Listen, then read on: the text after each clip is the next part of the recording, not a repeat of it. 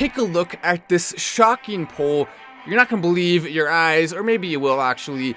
Nearly 1 in 3 Americans, 1 in 3, is now saying that they would take up arms, or at least consider it may soon be necessary to take up arms against the government. This is the article. 1 in 3 Americans say it may be soon necessary to take up arms against the government. And that's a wild, wild thing to read. Just to imagine we could be living in a country with that level of distrust in the government is kind of crazy to think about on its own. And it's only going to get more crazy from here. As everyone starts to come into live, take a second to press the like button. If you want to be making money right now, you're welcome to subscribe with notifications on. If you don't want to make any money right now, you can also still subscribe with notifications on, because you'll still be entertained regardless of the amount of cash and dough that you bring in on a daily basis.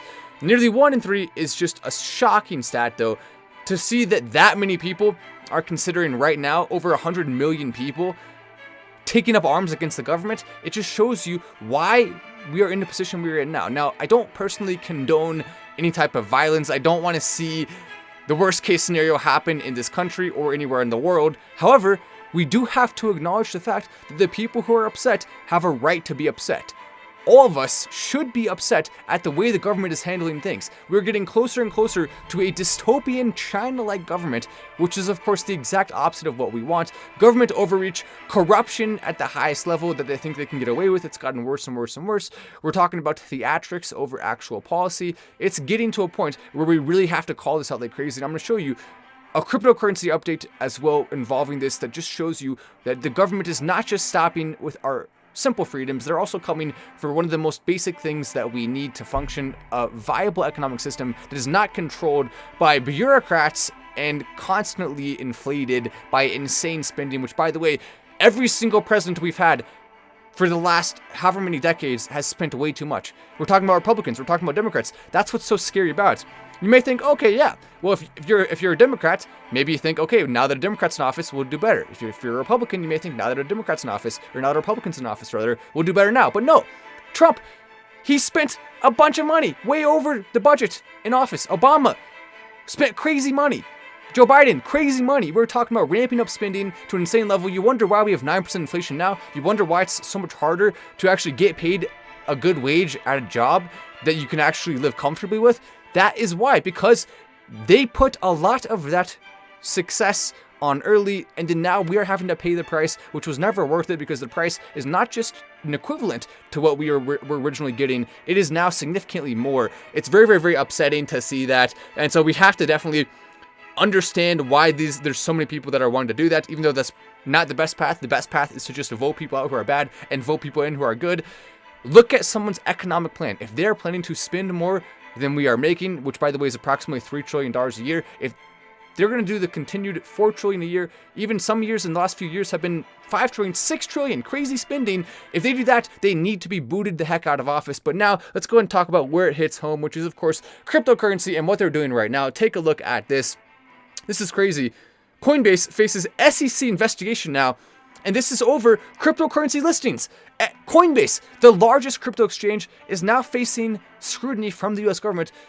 The government, do you want to have innovation? Do you want to have big, successful companies here? Well, then do not, literally not tell people what the rules are and then now start to prosecute. It's ridiculous. Coinbase has asked over and over and over again, hey, SEC, tell us what the rules are. Please be clear. Please be transparent. What can we do? What can't we do? And over and over and over and over and over again, the SEC refused to answer. And then now the SEC is like, actually, see, look, now we're going to prosecute you or go against you at least. Well, you didn't tell them what to do in the first place. It's absolutely ludicrous that they think this is okay. And the truth is the government should stay the heck out of crypto almost entirely, with a few rare exceptions of helping to stop scammers and helping to make sure stable coins are regulated. But besides that, they should not be sticking their greedy noses into cryptocurrency, because that's what continues to happen over and over and over again.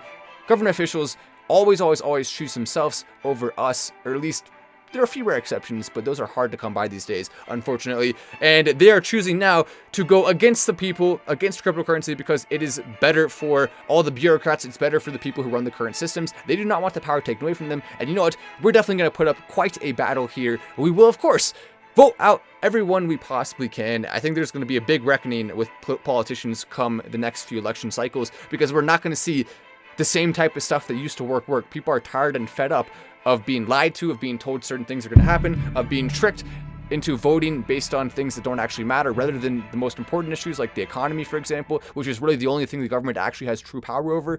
The government can tell you all these things left and right that they're going to do to help your life, and none of those things actually will help your life, or if they do, it'll come at a greater cost most likely than what it's worth by far. And so what the government needs to do is just simply focus on running the country like a business, do the best that we can to improve energy, do the best that we can to improve our lifestyle now, and then also build for the future, try to make things more sustainable because it's economically viable and because it's good for air quality. There's lots of things we can do to try to move it forward, but do that in an economical and common sense way. Do not try to push things just simply because you think it'll appeal to the extreme wing of your base, which continues to happen because that's the people that are going to be the most active in pushing online. Those people need to be ousted, and I think it's pretty obvious at this point how that needs to happen. But Coinbase Global facing a U.S. probe into whether it improperly let Americans trade digital assets that should be registered as securities. Basically what that means is a stock, right? A security, you own a percentage of a company. Some cryptocurrencies are now being told that they're actually technically considered a security maybe.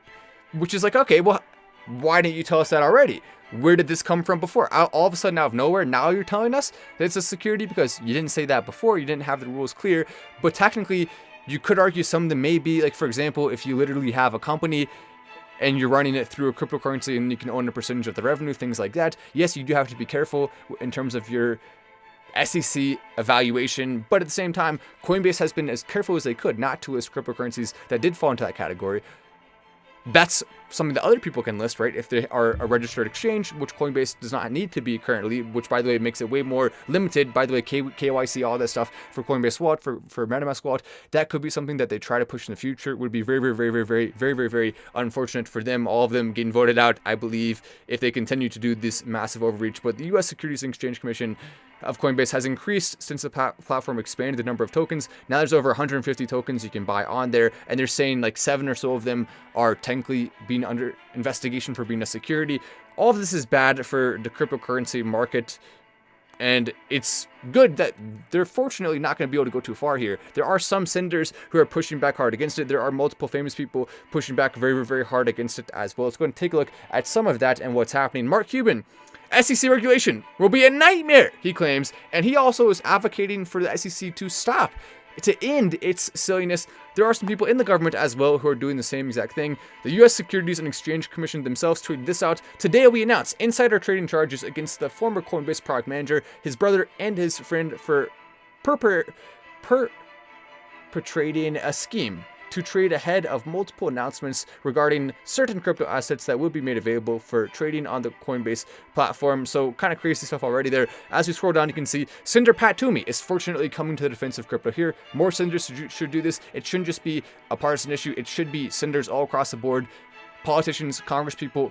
Fight for us. Fight for what we can actually have as, for the first time, an economic system that's viable, that goes against the current power systems. This is the best thing we can do to help move ourselves forward as a population against the government having too much power. Let me be clear, he says, any violation of the law should certainly be prosecuted. I feel like that's actually a little bit of a weak stance there. You don't even need to clarify it. Yes, we obviously understand that. You should just tweet it out this directly. But the SEC's regulation by enforcement approach to digital assets poses a serious challenge for any well-meaning innovator who's striving to comply with existing laws and regulations. Providing regulatory clarity before enforcement would benefit regulators and investors alike. That is, of course, true. Once again, Senator Pat, though, you are being weak by having to clarify this. No one is accusing you of wanting there to be violations of the law that are unprosecuted. And if anyone does that, then just ignore them. Just simply be straight up, be straightforward. Tell it like it is, Pat Toomey. Tell them not to come after crypto in a negative way. Tell them to make sure things are clear ahead of time. And also make sure those rules that are clear are not overreaching. That people still have the freedom to actually make cryptocurrencies and innovate in the space and continue to go against government control. If you are part of the government right now and you genuinely care about the people, you should be all for cryptocurrency taking over and all for you having less power. And if you're not for that, if you want more power yourself, then you, of course, are one of the corrupt politicians that we are going after right now who deserves to have your booty voted out of office immediately. What are you waiting for? Vote him out. Mark Cuban also saying, I think this is bad in response to Pat Toomey. Wait till you see what they come up with for registration of tokens. That's a nightmare. That's waiting for the crypto industry.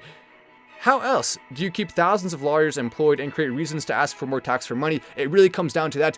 keeping the lawyers employed, asking for taxpayer money. This is about the people who have power trying to continue to grasp onto it, and we need to make sure that no matter what they do, we are not going to allow the power to take over. Now, you start to wonder if the people who are saying that it may be time to take up arms against the government, if those people have even more justification to be mad than we thought. Once again, not pushing for that to happen. I do not think violence is ever the answer. Voting is the answer, and voting regardless of politics. Don't worry about your political party. Vote based on what is best for cryptocurrency, for the economy. That's what everyone should be doing, regardless of who the person is. And if neither party is capable of producing a good person, then that means we're really in trouble. It's going to be very unfortunate for a while at that point. Hopefully one day we'll be able to see a difference. Maybe it could even be this election. That would be nice. Once again, though, these people who are upset and are considering that really do need to be listened to, because this could actually get bad.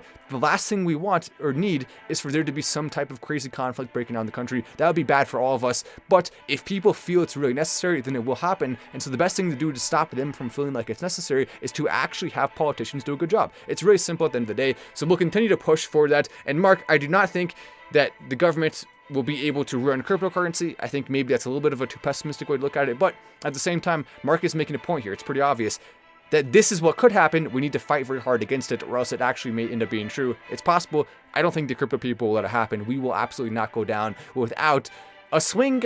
And when I say that, I mean swinging at the ballot box. That's what we'll do. Time to actually take action here. Anyway, I'm Wallace. This is Final Stand, and I will see you in the next video.